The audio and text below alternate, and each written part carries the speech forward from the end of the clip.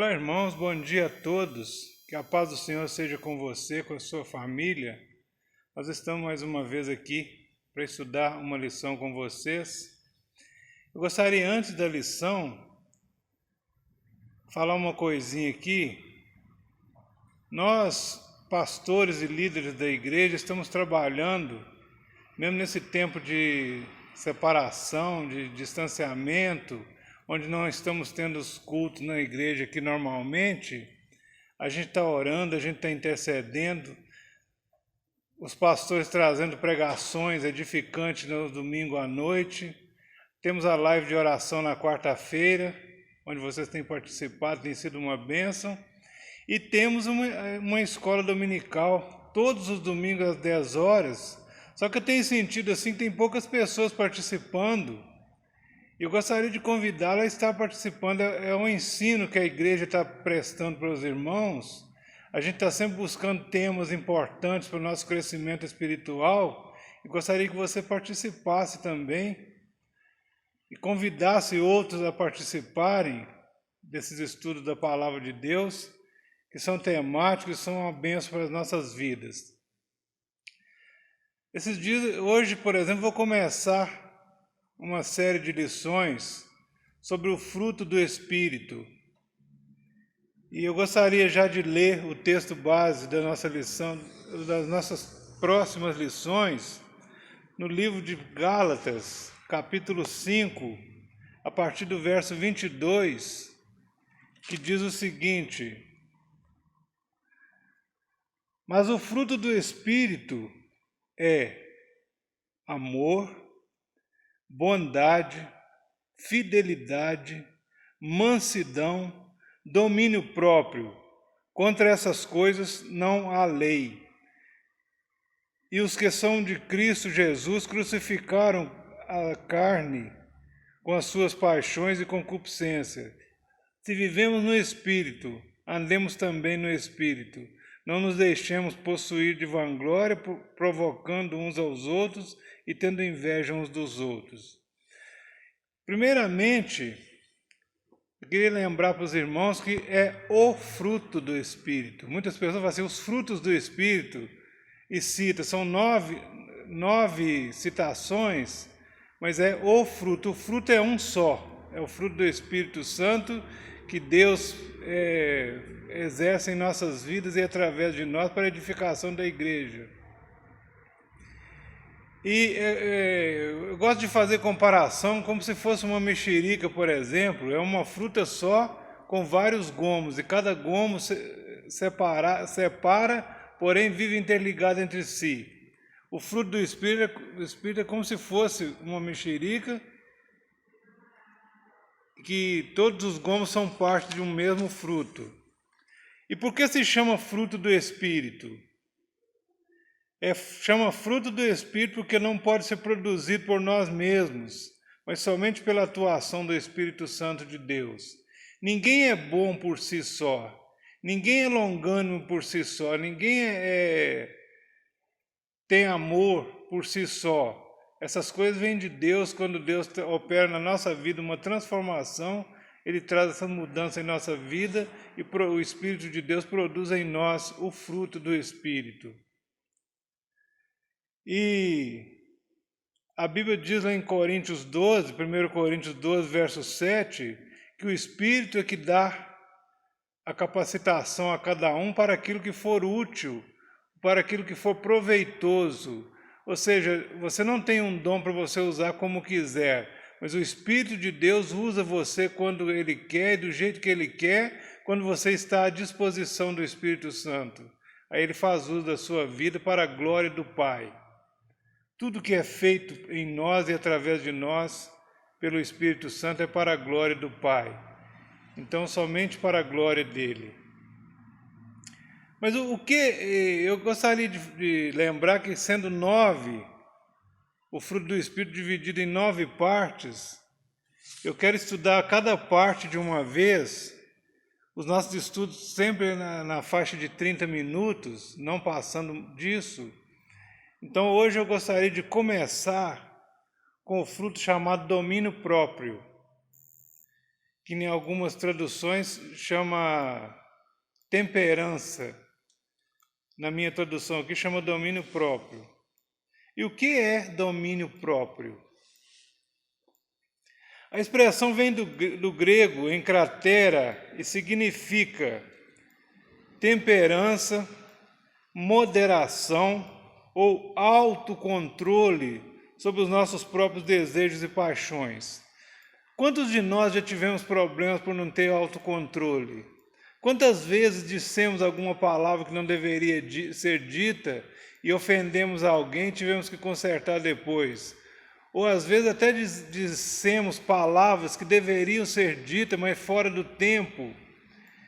Isso é uma falta de controle. Quantas vezes perdemos a razão por não ter controle sobre as nossas emoções? Às vezes por ser irritado por alguém, a gente apela e faz aquilo que não é agradável e cria um monte de problema. Quantos casamentos já foram desfeitos por falta de entendimento, porque um não soube tratar o outro certamente no momento certo e disse coisas que não deveria dizer e causou esse transtorno todo. Então a expressão significa temperança, moderação ou autocontrole dos nossos próprios desejos e paixões. Ou seja, é saber controlar as nossas próprias emoções, ou não ser dominado por nenhum desejo do corpo ou da mente. Muitos de nós temos lutas contra excessos em alguma área das nossas vidas. Coisas boas podem nos trazer problemas, acreditem. Coisas boas ou virtudes exageradas sem controle podem nos causar danos. Por exemplo, eu gosto sempre de dar um exemplo aqui. Eu tenho uma tia que ela é muito generosa, aquela pessoa que gosta de ajudar os outros.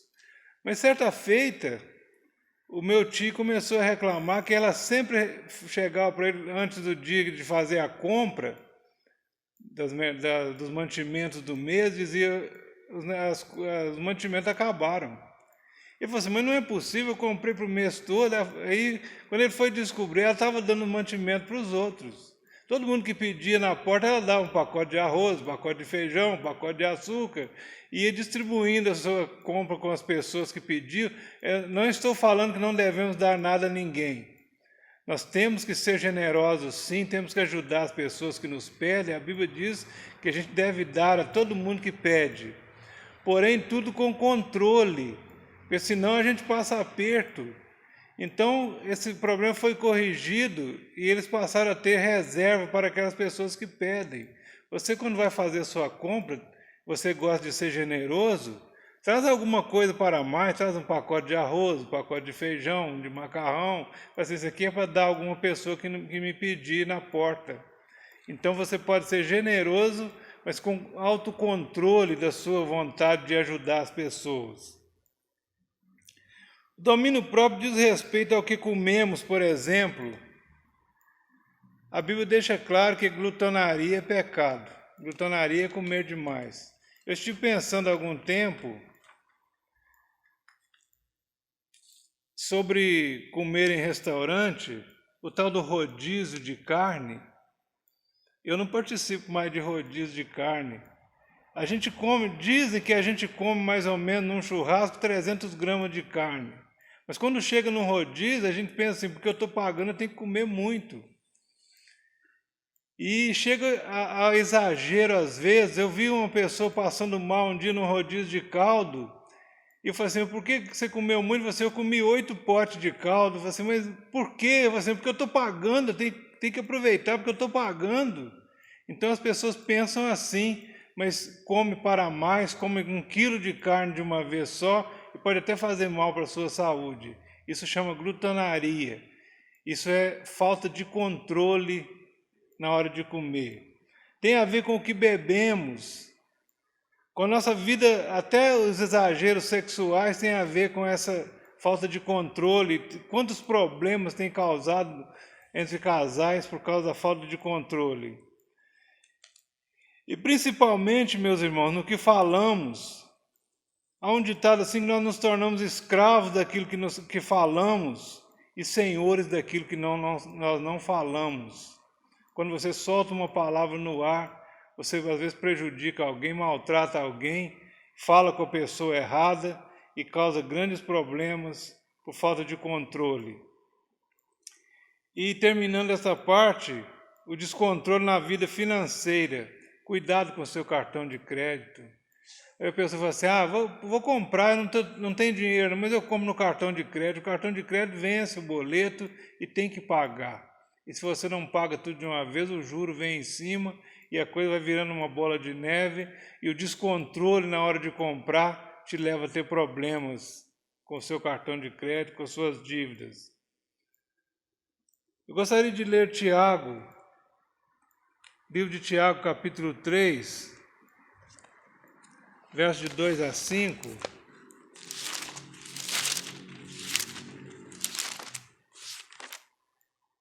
Tiago 3.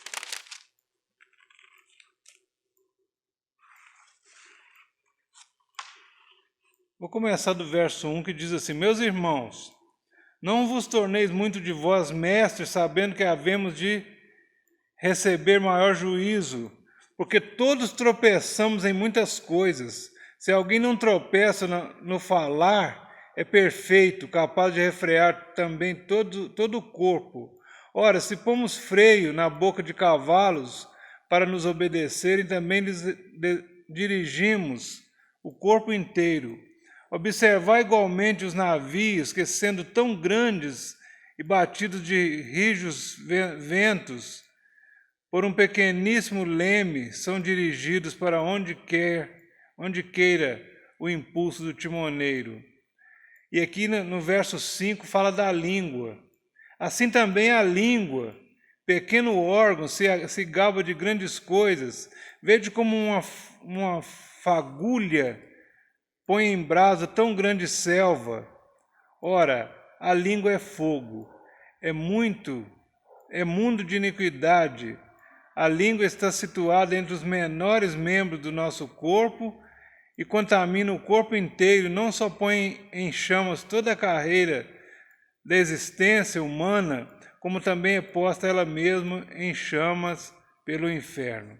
Então, a nossa língua, aqui o texto diz assim, que sendo um pequeno membro do nosso corpo, se não for bem usado, se não for usado controladamente, pode incendiar, pode maltratar, pode até matar pessoas, se a gente não tiver controle sobre o que nós falamos. Então, voltando no que falamos, nos tornamos escravos do que falamos. E Paulo resume isso em 1 Coríntios capítulo 6, verso 12, ele dizendo o seguinte: todas as coisas me são lícitas, mas nem todas as coisas me convém fazer. Todas as coisas me são lícitas, mas eu não me deixarei dominar por nenhuma. Nós temos uma liberdade de escolha. A nossa vida é feita de escolhas. E nós precisamos tomar cuidado com aquilo que escolhemos, porque dependendo do que escolhemos, nós teremos consequências. O que o domínio próprio faz em nossas vidas? Primeiro, nos protege de muitos problemas. Quando você é controlado no falar, no ouvir, no diálogo, em tudo aquilo que você faz, você tem controle, você evita muitos problemas. Fecha as brechas à entrada do mal. Você se torna como uma casa bem firme, com as portas bem fechadas, onde nenhum mal entra. E tem um versículo em Provérbios, capítulo 25, no versículo 28, que diz assim: como cidade derribada que não tem muros, assim é o homem que não tem domínio próprio. Um homem que não consegue dominar a si mesmo, ele é como uma cidade sem muro, onde tudo que vem pode entrar à vontade e causar danos à sua vida e problemas sem fim à sua existência. Eu gostaria de apresentar alguns exemplos, primeiro negativos na Bíblia, de pessoas que não tiveram controle sobre as suas emoções ou sobre os seus desejos. A primeira pessoa na Bíblia que eu queria citar é Eva. Eva, diante da árvore que era agradável e boa para comer, e boa para dar entendimento, não teve domínio próprio. Está em Gênesis capítulo 3, verso 6. Deus havia falado com Adão e Eva: olha, de todas as árvores do jardim vocês podem comer, mas daquela ali do conhecimento do bem e do mal não comam, que o dia que comer vocês morrerão. Mas Eva começou todos os dias a passar perto daquela árvore e achava ela muito bonita. E quando ela viu os frutos daquela árvore, ela falou assim: esses frutos são agradáveis para olhar e deve ser muito gostoso para comer. E um dia ela não suportou e foi lá e experimentou o fruto. A serpente já tinha falado com ela que aquele fruto era bom para trazer conhecimento e que o dia que ela comesse daquele fruto ela se tornaria igual a Deus. Então isso chamou a atenção da Eva. Ela não controlou seus impulsos e comeu do fruto do conhecimento e se tornou mais sábia realmente, mas perdeu, colocou toda a humanidade em xeque. É o que nós sofremos até nos dias atuais, até a vinda do Senhor Jesus. O segundo exemplo na Bíblia que eu gostaria de dar é de Caim. Caim se irou fortemente contra seu irmão. E mesmo sendo advertido ou alertado por Deus sobre o perigo de não se controlar, não teve domínio próprio e matou seu irmão Abel. Está em Gênesis capítulo 4, verso 7. Caim se irou muito depois que a Bíblia diz, não é esse o mérito da nossa questão agora, que Abel apresentou um sacrifício a Deus das primícias das suas ovelhas. E que depois de algum tempo Caim também trouxe uma oferta do fruto da terra, e Deus atentou para a oferta de Abel e não para a de Caim, e diz a Bíblia que Caim se irou fortemente contra Abel, seu irmão, e Deus chamou a atenção de Caim e falou assim: Caim, por que você está andando irado? Toma cuidado, o pecado está batendo a sua porta e só você pode dominá-lo. Se você fizer o bem, será abençoado. Mas o Caim não suportou a pressão e não teve controle sobre as suas emoções e acabou assassinando seu irmão Abel, o primeiro assassinato registrado na Bíblia, primeiro homicídio. Um terceiro exemplo negativo na Bíblia, eu queria citar Davi, diante daquela história com a Batseba, em 2 Samuel capítulo 11, verso 2, ele não teve domínio próprio e cometeu adultério que trouxe tantos problemas em sua vida. Davi, que era um homem chamado um homem segundo o coração de Deus, um homem a quem Deus usava poderosamente, e um certo dia estava sozinho de homem no palácio, os homens estavam todos para a guerra, e Davi viu a Betseba tomando banho, e ele não conseguiu controlar os seus impulsos sexuais e acabou cometendo o adultério que todos nós conhecemos e que causou tanto transtorno na sua vida.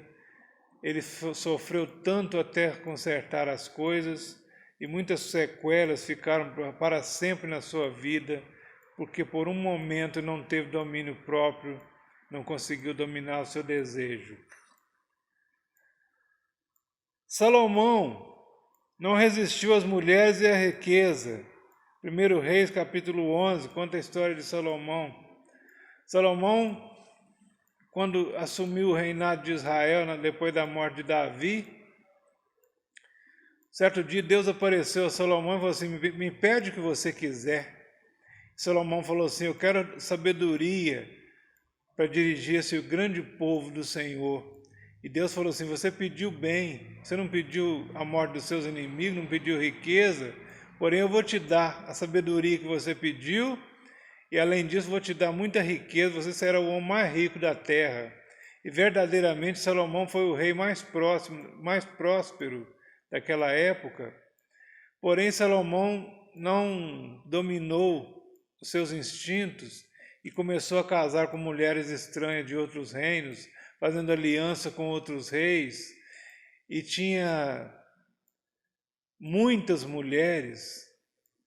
A Bíblia diz que Salomão tinha 700 mulheres, e foi dominado por isso, trouxe deuses estranhos para Israel, fez templo para deuses estranhos e deixou de agradar a Deus por causa da sua falta de controle, da sua falta de domínio próprio.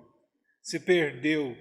No final da sua vida, ele escrevendo lá no final do livro de Eclesiastes, ele falou assim que tudo aquilo era vaidade, e que o bom é servir a Deus e andar com o Senhor. E o último exemplo negativo que eu quero dar está em Atos dos Apóstolos, capítulo 5, Ananias e Safira.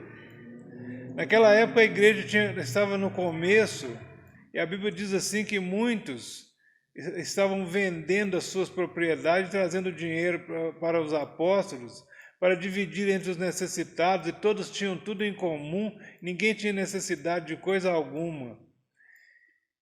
E Ananias e Safira tinham uma chácara, ou um sítio, e eles falaram assim, vamos vender a nossa chácara também, para contribuir com a igreja. Só que nós vamos fazer o seguinte, nós vamos dar só metade para os apóstolos, e outra metade a gente guarda para nós. Mas isso pareceu mal ao Espírito Santo por causa da mentira. Que quando Pedro perguntou a Ananias, Ananias, você vendeu por tanto aquela chácara? Ele falou assim, sim, foi por tanto, mentindo para Pedro. E Pedro falou assim, por que você mentiu ao Espírito Santo? A chácara era sua, você podia vender e ficar com tudo, mas por que você tentou enganar a igreja, enganar o Espírito Santo? Você vai morrer. E Ananias morreu imediatamente, e quando Safira chegou, Pedro buscou confirmação. Foi por tanto que vocês venderam a chácara? E ela disse, foi por tanto. E Pedro falou assim, por que vocês mentiram para o Espírito Santo? Vocês poderiam ficar com o dinheiro todo para vocês, o dinheiro era seus. Então, estão aí a porta os que enterraram seu marido, vão enterrar você também. E a Safira também morreu. Então, por uma falta de controle emocional, falta de controle dos seus desejos, eles mentiram e foram punidos severamente por causa disso. Mas eu gostaria de citar também alguns exemplos positivos. A Bíblia tem muitos exemplos positivos. E o primeiro que eu queria citar é José. José, na casa de Potifar, teve força para fugir da mulher de Potifar. A mulher de Potifar começou uma perseguição contra José, dizendo, deita comigo, José escorregando daqui e dali. Conforme um dia ela agarrou ele pelos vestidos, ele saiu dos seus vestidos, deixando-os na mão daquela mulher, e fugiu quase nu, e aquela mulher o acusou, e ele foi parar na cadeia por causa disso. Mas ele teve força, teve controle emocional para fugir daquela situação. E ele disse, pecaria eu contra o meu Deus, pecando contra você, contra o meu patrão? E fugiu daquela mulher. O segundo exemplo que eu queria citar é Daniel, que diante do banquete do palácio do rei, ele recusou participar daquela comida para não se contaminar. Ele fez um pacto, um propósito com Deus de não se contaminar com a comida do rei, e ele comia verduras e legumes e estava mais sadio do que os outros.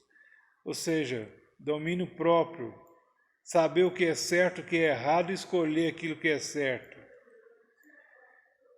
O exemplo maior que nós temos de Jesus diante de Satanás no deserto, Mateus capítulo 4,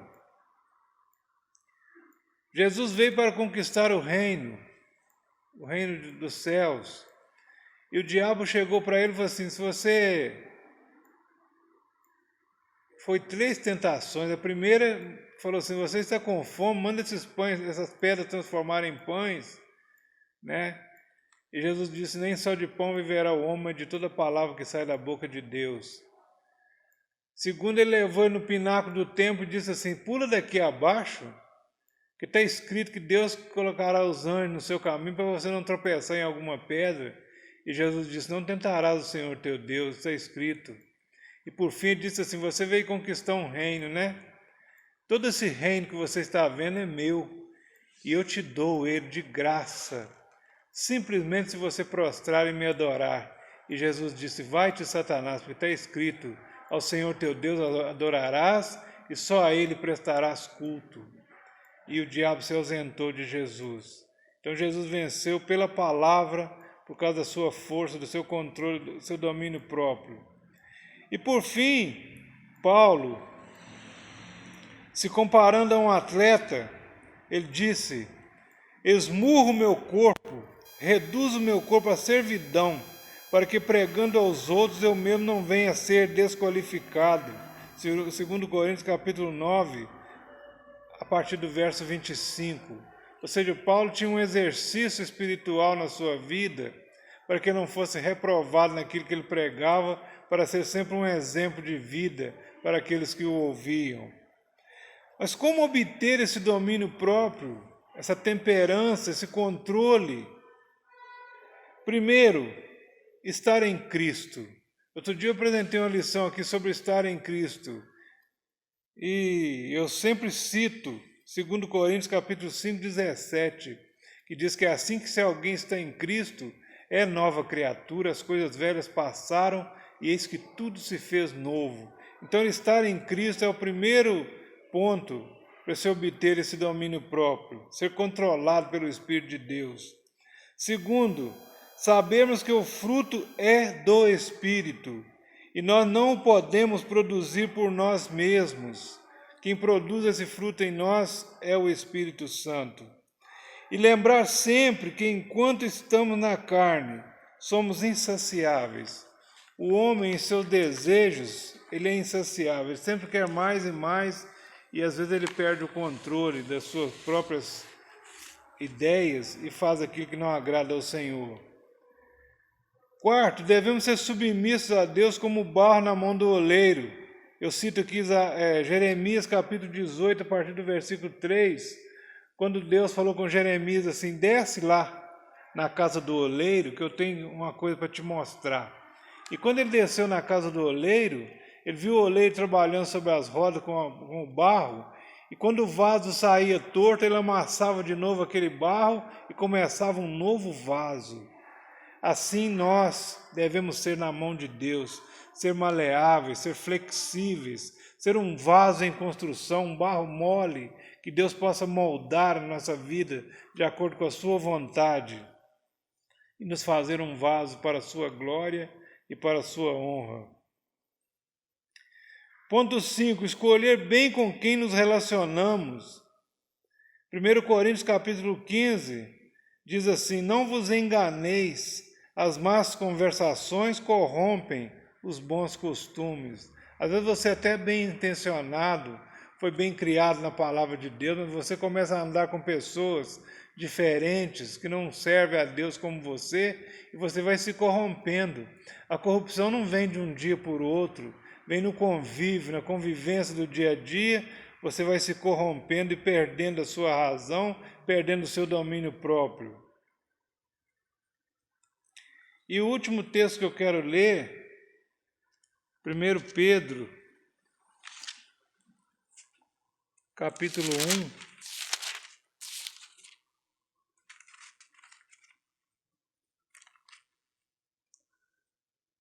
verso 3 em diante, 3 a 8, e diz o seguinte: bendito Deus e Pai de nosso Senhor Jesus Cristo, que segundo a sua muita misericórdia nos regenerou ou gerou de novo para uma viva esperança mediante a ressurreição de Cristo dentre os mortos, para uma herança incorruptível, sem mácula, inacessível, reservada no céu para nós ou para vós outros, que sois guardados pelo poder de Deus mediante a fé para a salvação preparada para revelar no último tempo.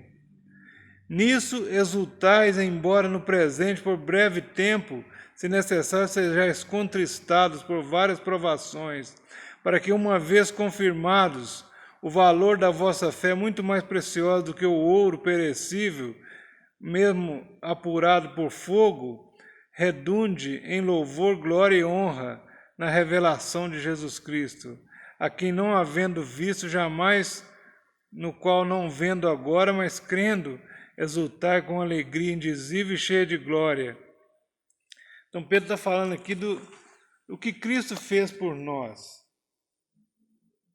Pelo seu divino poder, nós fomos alcançados. Nos foram doadas todas as condições para dominar a nossa vida, para ter controle emocional, controle espiritual sobre aquilo que falamos, sobre o que fazemos, sobre o que comemos, sobre a nossa vida do dia a dia. E que tudo isso veio através do conhecimento daquele que nos chamou das trevas para a sua maravilhosa luz. E Tiago, nós até citamos aqui já, capítulo 3, versos 5 a 12, fala da língua. Do poder que a língua tem, como uma pequena chama incendeia uma grande floresta, a língua pode incendiar um relacionamento, incendiar um casamento, uma família, colocando membros da família uns contra os outros, trazendo mortes, como nós temos visto ultimamente, feminicídio, homicídio, pais matando filhos, filhos matando pais. Tudo isso, o poder da língua, às vezes incendeia esse fogo entre a família. Então, qual que é o nosso desafio? Qual que é o meu desafio com respeito ao fruto do Espírito? Com respeito ao domínio próprio? É dominar a mim mesmo. É essencial para ter vida próspera de comunhão com Deus. Esse é o primeiro gomo desse fruto apresentado aos irmãos, que é o domínio próprio. Na próxima semana estaremos trazendo outra lição com outro gomo desse fruto do Espírito, e para a edificação dos irmãos, para a glória de Deus, para o nosso crescimento espiritual, nesse tempo que estamos tão afastados uns dos outros, pessoas aqui que já tem meses que eu não vejo, mas sei que a minha voz vai chegar até você, e que você possa participar e ser abençoado também. Tenha um bom domingo, um bom almoço, e Deus te abençoe. Logo mais estaremos aqui na ceia do Senhor, você possa participar também, em nome de Jesus. Deus te abençoe. Amém.